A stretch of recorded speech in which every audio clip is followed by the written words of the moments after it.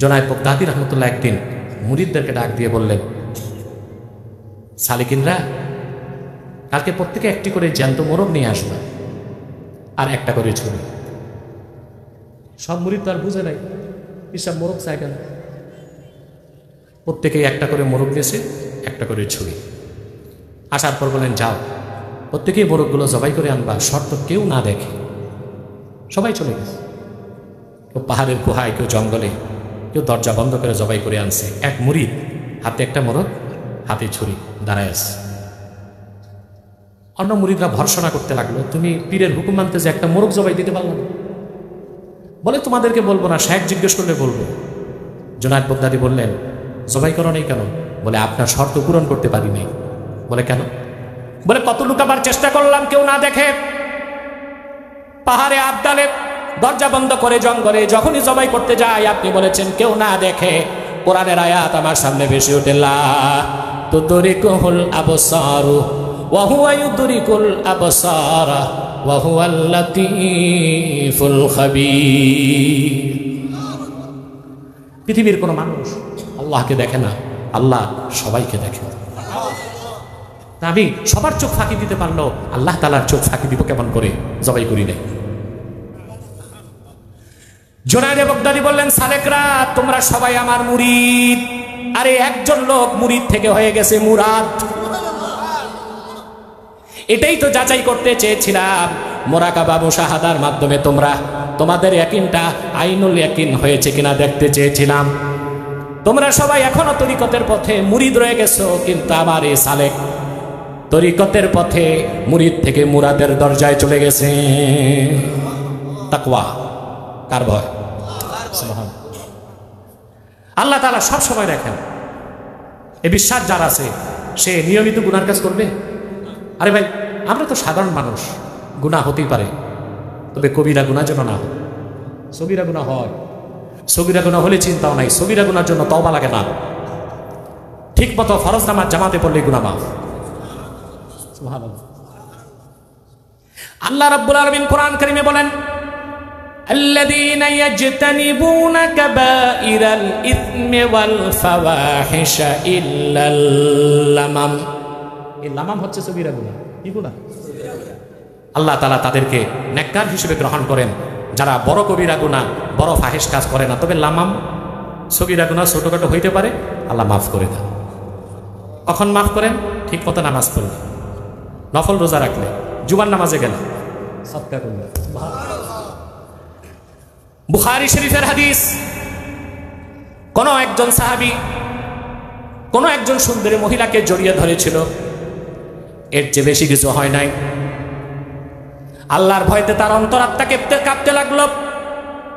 কম্পনরত অবস্থায় সাহাবী আল্লাহর হাবিবের সাল্লাল্লাহু আলাইহি সাল্লামের খেদমতে এসে বললেন, ইয়া রাসূলুল্লাহ, ইয়া হাবিবাল্লাহ, আমি শয়তানের প্ররোচনায় একজন মহিলাকে জড়ায় ধরেছি। আমার তো অনেক বড় গুনাহ হয়ে গেছে, আমি কি করব? আল্লাহর হাবিব বললেন, ওযু করে ইখলাসের সাথে জামাতে নামাজ পড়ো, আল্লাহ তোমার গুনাহ মাফ করে দিবে। সঙ্গে সঙ্গে আল্লাহ কোরআনের আয়াত নাযিল করে দিলেন, আকিমিস সালাতা তারাফা ইন্নাহারি ওয়া যুলাফাম মিনাল লাইল ইন্নাল হাসানাতি ইউযহিবনাস সাইয়্যাত।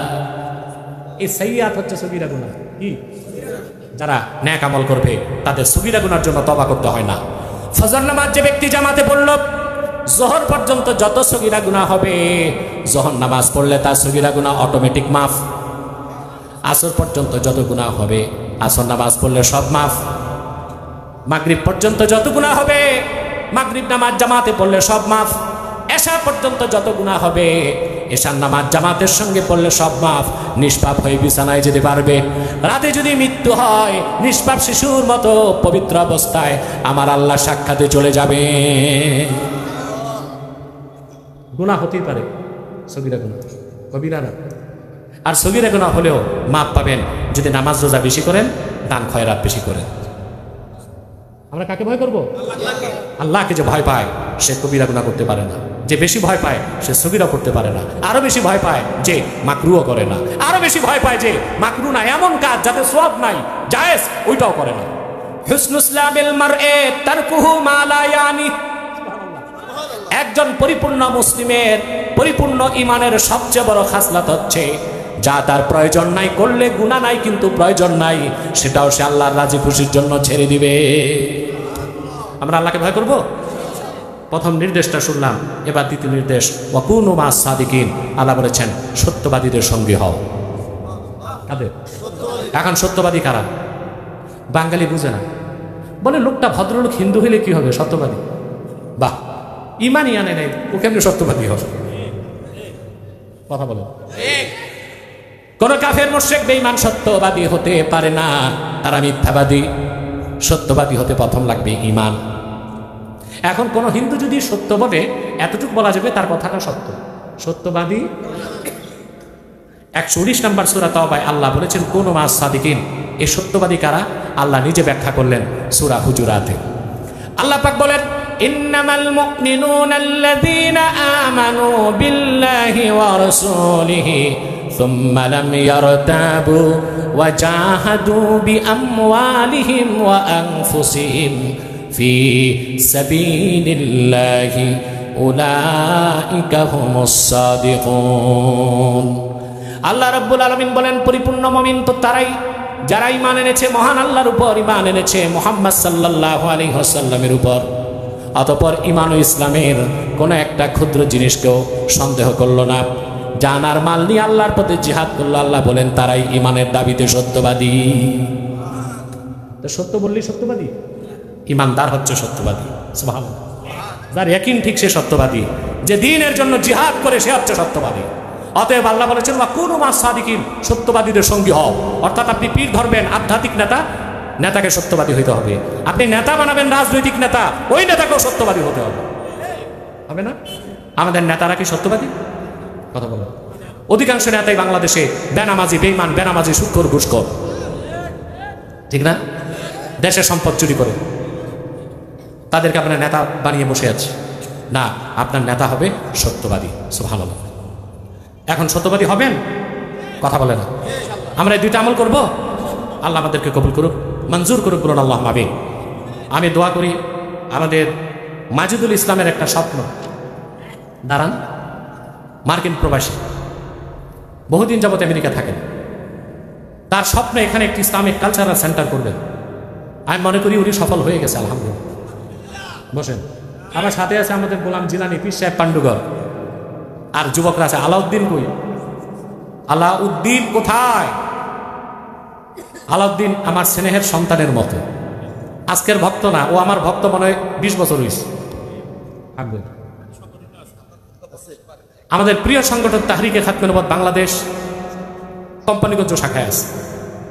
তার জন্য যুবকদের জন্য দোয়া করবেন, মাজিদের জন্য দোয়া করবেন। বসো আলাউদ্দিন, বামে বসো। আমি মাজিদুলের আব্বা আম্মার জন্য দোয়া চাই, পাশাপাশি আলাউদ্দিনের জন্য দোয়া চাই, আল্লাহ যেন তাকে প্রতিষ্ঠিত করেন। আপনারা দোয়া করবেন না? তারপরে হচ্ছে আমাদের তাহরিকে খাতমে নবুওয়াত বাংলাদেশ মুরাদনগর শাখার দায়িত্বশীল যারা, তারা আসছে। আব্দুল কুদ্দুস দাঁড়াও, আক্তার কোথায়? তারপরে সাদেক তো বোধহয় বাঙ্গুরাতে আছে, মুরাদনগরই আছে। আর আমাদের গোলাম জিলানী হচ্ছে, তাকে দায়িত্ব দিয়েছে আমি কুমিল্লা জেলার সভাপতি আলহামদুলিল্লাহ। বেলাল, খোরশেদ, আলামিন, ওই যে আব্দুল শাকুর, তাদের সবার জন্য দোয়া করবেন, আল্লাহ যেন তাদেরকে কবুল করেন। আকাশ কই চেয়ারম্যান? এত খাটো মানুষ দেখা যায়, মাথাটা উঁচা করুন। বুড়িচংয়ের মঈনুদ্দিন কামরুল সংগঠনের দায়িত্বশীলরা এসেছে, তাদের জন্য দোয়া করবেন। আমার স্নেহের ছাত্র আছে মাওলানা হাফেজ শামসুদ্দিন, তার জন্য দোয়া করবেন। মহব্বতুল্লাহ আছে, সেও একটা মাদ্রাসা দিচ্ছে আলহামদুলিল্লাহ। হ্যাঁ, আবু বকর কোথায়? আবু বকর তো এখন আর ছাত্র না, বক্তা হয়ে গেছে। মাশাআল্লাহ, দোয়া করবেন আল্লাহ তাকে কবুল করুন।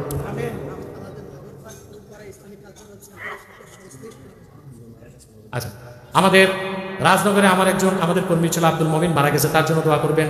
আবার আমার খুব স্নেহের আব্দুল রাকিব, তার জন্য দোয়া করবেন। সৌদি আরবে ছিল, সৌদি আরবিয়াতে ছিল, ওখানে আল্লাহ তাআলা সুযোগ দিয়েছেন ব্যবসা। এখন একটু ভিসা জটিলতা হয়েছিল, আবার চলে যাচ্ছে। দোয়া করবেন আল্লাহ জন্য, আল্লাহর দেশ সৌদি আরবে আল্লাহর এই নগণ্য বান্দাকে হালালান তাইয়্যিবা রিজকান কারীমার জন্য কবুল করেন। আমার কিতাবগুলি স্টেজে আছে, নিয়ে যাবেন। নির্বাচিত তাফসীর প্রথম খণ্ড সূরা ফাতিহার তাফসীর, নির্বাচিত তাফসীর দ্বিতীয় খণ্ড সূরা ইখলাস, সূরা ইনশিরাহের তাফসীর, আর বুখারী শরীফের প্রথম হাদিস ইন্নামাল আমালু বিন্নিয়াত, এই একটি হাদিসের উপর একটি কিতাব, যারা পারেন নিয়ে যাবেন। এখানে আমাদের মাদ্রাসার পরিচিতি, দরবার্ষিক পরিচিতি আছে, যারা ছাত্র দিতে চান তাদের জন্য সুযোগ আছে। দেখি সামনে আনো। এক ভাই প্রশ্ন করেছেন, মহিলারা বাড়ি বাড়ি তালিম করে কি জায়েজ কিনা, প্রতিদিন ডেকে নেয় তা কি ঠিক? তালিম দেওয়ার কাজ মহিলাদের না, পুরুষদের। কাদের? মহিলারা বাড়িতেই বসবে, তবে কোনো নেককার মহিলা যদি বুজুর্গ মহিলা হয়, কিছু জানে, বাড়ির মেয়েদেরকে নিয়ে তিনি তালিম দিতে পারে। কিন্তু স্বামীর সংসার বাদ দিয়া মুরাদনগর একটা যাবে, দেবিদ্দার একটা যাবে, ক্যান্টনমেন্ট, এগুলো ফাহেশ কাজ, শরীয়ত বিরোধী কাজ। মোল্লারা কি নারী বিদ্বেষী? মোল্লারা ক্ষমতায় গেলে কি হবে? নারী অধিকার। দেখেন মোল্লা কারা? মোল্লারা যদি যায় ক্ষমতায়, নাস্তিকরা যাবে গোল্লায়, ঠিক না? এই জন্য নাস্তিকরা এসব কথা বলে। দেখুন, ইসলামী যদিও ওলামায়ে কেরাম, ইসলামপন্থীগণ ক্ষমতায় যায়, কোরআন হাদিস শরীয়তের বাইরে যেতে পারবে? কোরআন হাদিসের কোথাও এটা নাই যে মহিলারা শুধু ঘরেই বসে থাকবে। কোরআন সুন্নাহ মোতাবেক মহিলারা ব্যবসা করতে পারবে, পর্দার সাথে চাকরি করতে পারবে, বিশ্ববিদ্যালয়ের প্রফেসর হতে পারবে, বৈমানিক হতে পারবে, ডাক্তার হতে পারবে, ইঞ্জিনিয়ার হতে পারবে, যুদ্ধের ময়দানও তারা কাজ করতে পারবে। অতএব মোল্লারা ক্ষমতায় গেলে নারীদের অধিকার কি হবে? নারীরা বরং তাদের ন্যায্য অধিকার পাবে। এখন তো ন্যায্য অধিকার পায় না, এখন তো নারীরা নির্যাতিত হয়। বরং এই শরীয়ত বিরোধী যে আইন করা হয়েছে, মহিলা ও শিশু নারী বিষয়ক আইন, এটা হচ্ছে একটা ইনজাস্টিস, অবিচার। দেখা যায় একটা মেয়ে তার স্বামীকে ঝাড়ু দিয়া 10টা বাড়ি দিছে, পুরুষ নির্যাতন, মামলা নাই। কিন্তু স্বামী একটা ধমক দিছে জোরে, বউ যে আদালতে বলছে আমারে মারছে, মামলা, 6 মাস কোনো জামিনও নাই। এটা কি আইন হলো? কথা বল। তো মোল্লারা ক্ষমতায় গেলে নারীদের অধিকার আরো সংরক্ষিত হবে, সুসংহত হবে।